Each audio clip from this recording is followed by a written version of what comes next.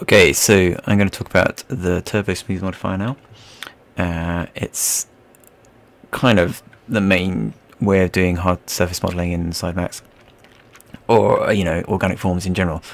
And in combination with the other modifiers, it's super duper powerful. So, for example, let's have a look at that. We've got this organic surface here with Turbosmooth. Without Turbosmooth, it looks like that. If you change to facets, you'll get an idea of how simple that is, but when we turn on Turbosmooth we get this, which means that we can model at this level of detail where clearly there's not many vertices, and that's easy to manipulate, whereas when we've got this kind of stuff, well, it becomes very hard, and you can only do detailing at this kind of resolution. You can't do broad forms.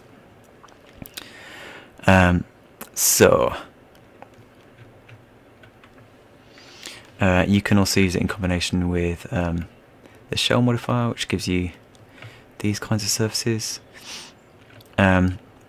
What's interesting about this is you can, so if I do Turbosmooth first, we get this kind of shell, and then if I add shell afterwards, then we get these hard edges, which is nice. If I add it in a different order, then we'll get these smooth edges, which is also interesting and useful at certain points,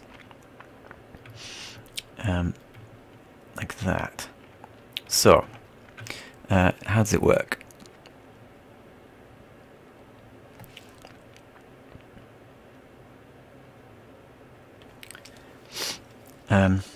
If I make a plane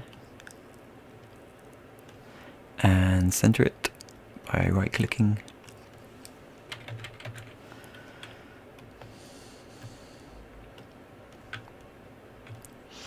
and then I can go into here and turn down these and convert it to an editable poly. And then I can use my Swiftly tool to add an edge here, and then I'll add the Turbosmooth modifier on top. So if I click on here, I can press T, which will bring the mouse down to here, the Turbosmooth area, and I'm going to choose Turbosmooth. So every polygon in the first mesh is getting subdivided into smaller and smaller polygons per iteration. So these polygons will get subdivided again, and then again, and then again, and then again. Now, I've talked about this button before, so if I show the end results on here, so what I'm doing now is I'm going to go down into the Edit Poly Modifier, and with the Turbosmooth still active, I can now start editing it and see the results. So I'm going to use the Show End Results toggle to do that. And you can see if I now bend this, the Turbosmooth makes it smooth. So rather than having that angle, we now have this angle.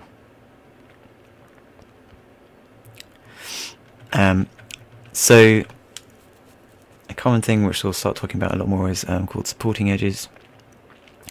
So the smoothing is based on here like three edges. So if I add another edge here, you'll see what that does. I'll go to front view,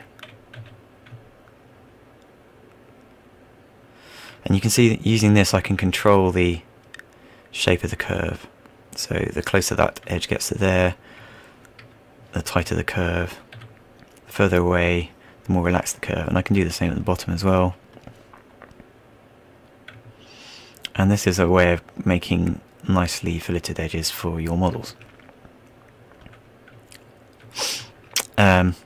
I can do this in multiple surfaces, so if I just delete those. So clearly Turbosmooth can work in two directions at once, so if I do that,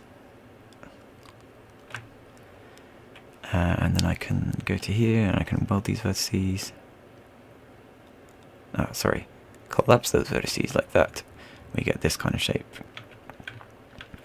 And then I can again add two edge loops to control that. So if we do here, get that.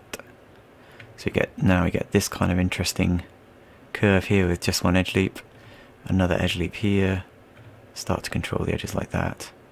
and then I can make it all nice and symmetrical like that, and we get a nice chamfered corner to our surface.